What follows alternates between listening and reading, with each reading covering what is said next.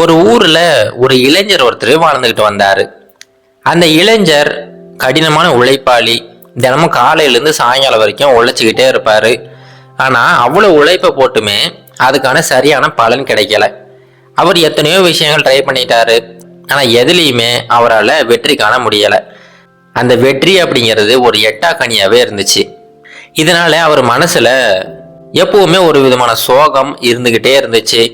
அந்த மன விரத்திலிருந்து அவரால் வெளியவே வர முடியல. நாளுக்கு நாள் இது அதிகரிச்சுக்கிட்டே போய்கிட்டு இருந்துச்சு.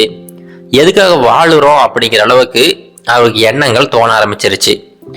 ஏன்னா அவரு பலவிதமான வேலைகள் செஞ்சு பார்த்தாரு, பலவிதமான பிஸ்னஸ் செஞ்சு பார்த்தாரு. ஆனா எந்த ஒரு விஷயமுமே அவருக்கு கை கொடுக்கல. இதுக்கு என்ன காரணமா இருக்கும் அப்படின்னு சொல்லிட்டு ரொம்ப ஆழ்ந்த யோசனையில உட்காந்துக்கிட்டே இருந்தாரு. அந்த சமயம் அவரோட நண்பர் இவருடைய வீட்டுக்கு வராரு. வந்தவர் என்னப்பா ஆச்சு அப்படின்னு சொல்லிட்டு விசாரிக்கிறாரு. இவருமே நடந்ததெல்லாம் சொல்றாரு. உடனே அவர் சொல்றாரு, இங்க பாருப்பா, எனக்கு தெரிஞ்ச ஒரு சென் துறவி ஒருத்தர் இருக்கிறாரு. அவர் அந்த மலையோட உச்சியில இருக்கிற ஆசிரமத்துல தான் வாழ்ந்துகிட்டு இருக்கிறாரு. நீ அவரை போய் சந்திச்சுட்டு வா, கண்டிப்பா உனக்கு ஒரு தெளிவு பிறக்கும் அப்படின்னு சொல்லிட்டு அவருடைய நண்பர் அறிவுரை சொல்றாரு. உடனே அந்த இளைஞருமே சரிப்பா, நாளைக்கு நான் போய் பார்க்குறேன் அப்படின்னு சொல்லிட்டு அடுத்த நாள் காலையில ரொம்ப சீக்கிரமாவே கிளம்பி அந்த மலையோட உச்சிக்கு வந்துட்டாரு. அங்க வந்து பார்த்தா ரொம்ப பிரம்மாண்டமா ஒரு ஆசிரமம் ஒன்று கட்டப்பட்டிருக்கு. அங்க போயிட்டு அந்த தலைமை குரு எங்க இருக்காரு அப்படின்னு சொல்லிட்டு கேட்டுட்டு அவரை போய் சந்திக்கிறாரு. அங்க பார்த்தா ரொம்ப அமைதியே உருவான ஒரு சென் துறவி ஒருத்தர் உட்காந்துருக்கிறாரு. அவர்கிட்ட போயிட்டு இந்த இளைஞருமே ஐயா வணக்கங்க ஐயா அப்படின்னு சொல்லிட்டு பேச ஆரம்பிக்கிறாரு. உடனே அந்த துறவியுமே வாப்பா என்ன பிரச்சனை அப்படின்னு சொல்லிட்டு விசாரிக்கிறாரு.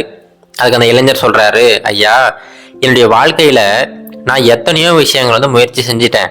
ஆனா அந்த வெற்றி அப்படிங்கிறது என்னால அடைய முடியாத ஒரு விஷயமாவே இருக்குது. எந்த விஷயம் செஞ்சாலுமே அதுல என்னால வெற்றி காணவே முடியல. இதுக்கு என்ன காரணம்? நானும் எத்தனையோ முறை ட்ரை பண்ணி பார்த்துட்டேன், திரும்ப திரும்ப கூட ட்ரை பண்ணி பார்த்துட்டேன். ஆனாலுமே என்னால வெற்றி காண முடியல.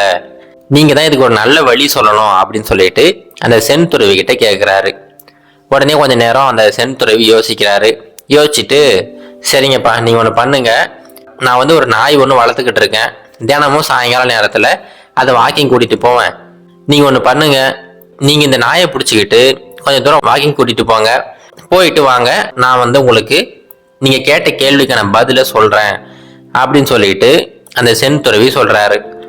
இளைஞருமே சரிங்க ஐயா, நீங்க சொன்னது போலவே செய்யறேன் அப்படின்னு சொல்லிட்டு அந்த நாயை பிடிச்சிக்கிட்டு வாக்கிங் போறாரு. கிட்டத்தட்ட ஒரு 10-20 நிமிடங்கள் ஆயிடுச்சு.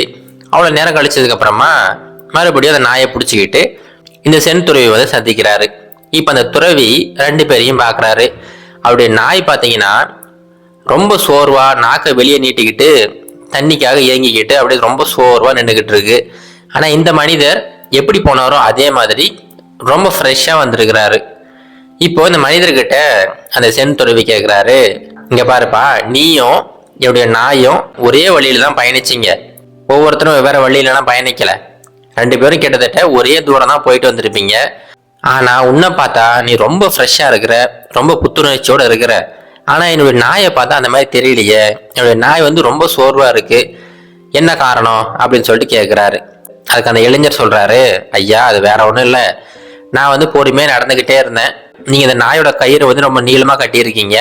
அதனால என்ன பண்ணுதுன்னா, இந்த நாய் வந்து எப்பப்பெல்லாம் வேற ஒரு நாயை பார்க்குதோ அந்த சமயம்லாம் இந்த பக்கமும் அந்த பக்கமும் ஓடி ஓடி குலைக்க ஆரம்பிச்சிடுச்சு. இந்த நாய் வந்து வழியில நேராகவே நடந்து வரல, இந்த பக்கமும் அந்த பக்கம் ஓடிக்கிட்டே தான் இருந்துச்சு. ஏதாவது ஒரு சத்தம் கேட்டால் அந்த பக்கம் ஓடி போய் பார்க்கறது, இந்த பக்கம் புதரா செஞ்சா அங்கே போய் ஓடி பார்க்கறது, மறுபடியும் எங்கிட்ட வர்றது, இந்த மாதிரி இந்த பக்கமும் அந்த பக்கமும் ஓடிக்கிட்டே இருந்துச்சு. அதனாலதான் நாங்கள் கிட்டத்தட்ட ஒரே தூரம் தான் போயிட்டு வந்தோம். ஆனால் அந்த நாய் வந்து வெவ்வேறு இடங்கள்ல தாவிக்கிட்டே இருந்ததுனால தான் ரொம்ப களைச்சி போயிடுச்சுங்க ஐயா.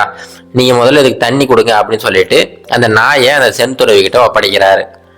சென் துறவியுமே நாயை பிடிச்சி கொண்டு போயிட்டு உள்ள கட்டிட்டு அதுக்கு தேவையான பொருட்கள்லாம் கொடுத்துட்டு மறுபடியும் இங்கே வந்து பேச ஆரம்பிக்கிறாரு. இங்கே பாருப்பா, இப்போ இந்த நாயை ஒன்று பிடிச்சிட்டு போக சொன்னேன் பார்த்தியா, அதுக்கு ஒரு காரணம் இருக்கு. நீயுமே உன்னுடைய வாழ்க்கையில இந்த நாய்க்குட்டி செஞ்ச அதே தவறை தான் திரும்ப திரும்ப செஞ்சுக்கிட்டே இருக்கிற. எப்ப நீ ஒரே நேர்கோட்டோட ஒரே ஒரு குறிக்கோளோட நீ பயணிக்க ஆரம்பிக்கிறியோ அப்போ உன்னுடைய பயணம் ரொம்ப எளிமையா இருக்கும். நீ வெற்றி பெறதுமே ரொம்ப சாத்தியமா இருக்கும். ஆனா நீ என்ன பண்றன்னா, என்னுடைய நாய்க்குட்டி பண்ணத மாதிரி முதல்ல ஒரு குறிக்கோள் வச்சிருப்ப. அந்த குறிக்கோள் நோக்கி ஓடிக்கிட்டே இருக்கும்போது பக்கத்தில் வேற யாராவது ஒருத்தர் வேற ஒரு விஷயத்துல பெரிய ஆளா மாறிக்கிட்டே வருவாரு. உடனே நீ போயிட்டு இருக்கிற அந்த பாதையை விட்டுட்டு பாதையை மாத்திக்கிட்டு மறுபடியும் அவர் ஒரு குறிக்கோள் நோக்கி ஓடினார்ல, அந்த குறிக்கோளை நோக்கி நீ ஓட ஆரம்பிச்சிருவ. இந்த மாதிரி நீ சமூகத்துல பாக்குற ஒவ்வொரு விஷயமுமே உன்னை ரொம்ப அஃபெக்ட் பண்ணிக்கிட்டே இருக்கு. நீ உன்னுடைய குறிக்கோளை மாத்திக்கிட்டே இருக்கிற. இதனாலதான் என்ன ஆகுதுன்னா, உன்னால எந்த ஒரு விஷயத்திலுமே முழு முயற்சியை செய்ய முடியல, அதுல வெற்றி காணவும் முடியல. இப்ப இருக்கிற காலகட்டத்துல நிறைய பேர் அப்படிதான் இருக்காங்க.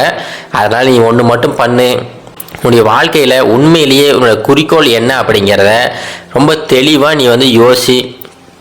அதுதான் உன்னுடைய குறிக்கோள் அப்படின்னு சொல்லி முடிவு பண்ணிட்டீன்னா அந்த ஐடியாவை உன்னுடைய வாழ்க்கையை மாற்றிக்க. அதை நோக்கி மட்டும் உன்னுடைய பயணம் இருக்கட்டும்.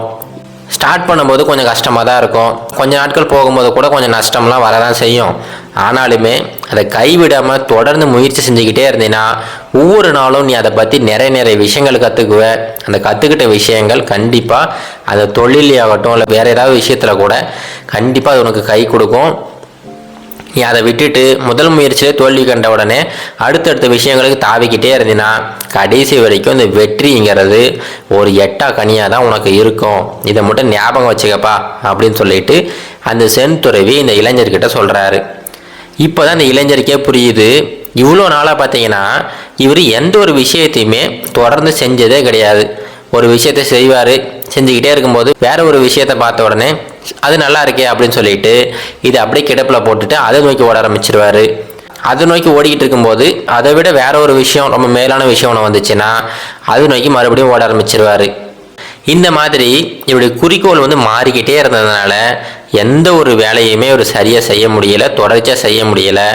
அதன் காரணமாக தான் இவரால் எதுலேயுமே வெற்றி பெற முடியலை அப்படிங்கிறது அவருக்கு புரியுது. அன்னையிலேருந்து இந்த மனிதர் ஒரு குறிக்கோள் எடுத்துக்கிட்டாரு, அது நோக்கி மட்டும் பயணத்தை செலுத்தினாரு. கொஞ்ச நாட்கள்லேயே ஒரு பெரிய வெற்றியாளராக மாறிட்டாரு. இது போல தாங்க நம்மளுடைய வாழ்க்கையிலுமே நம்ம எல்லாருக்குமே இதே மாதிரியான பிரச்சனை இருந்துக்கிட்டே இருக்கும். நீங்கள் யாரை வேணால் கேட்டு பாருங்கள், நானும் ஏதோ ட்ரை பண்ணுறேன்ப்பா ஆனால் அதில் சக்ஸஸ் ஆகவே முடியலை, நான் இப்போ ஒரு பிஸ்னஸ் ஆரம்பித்தேன், அது அப்படியே டவுன் ஆகிடுச்சு, அப்படியே மூடிட்டேன் அப்படின்னு சொல்லி ஒவ்வொருத்தருமே இந்த காரணங்களை சொல்லிக்கிட்டே இருப்பாங்க. ஏன் என்னால் மட்டும் வெற்றி பெற முடியல அப்படின்னு சொல்லிட்டு மறுபடியும் அவங்களே கேள்விகள் கேட்டுக்கிட்டே இருப்பாங்க. ஆனால் அதற்கான பதில் அவங்கக்கிட்டே இருக்குது. எந்த ஒரு விஷயம் செஞ்சாலுமே அதை தொடர்ச்சியாக செய்யுங்க. கொஞ்ச நாட்கள் கஷ்டமாக தான் இருக்கும், அதுக்கப்புறம் ஆட்டோமேட்டிக்காக அதில் நீங்கள் எக்ஸ்பர்ட்டாக மாறிடுவீங்க. நாளடைவில் உங்களுக்கு வருமானம் அதிகரிக்க ஆரம்பிக்கும். அடுத்த ஒரு சில வருடங்கள்லேயே நீங்கள் ஒரு பெரிய வெற்றியாளராக மாறிடுவீங்க. இது கரேஜ் டு ஆக்ட் மோட்டிவேஷன் கதைகள்.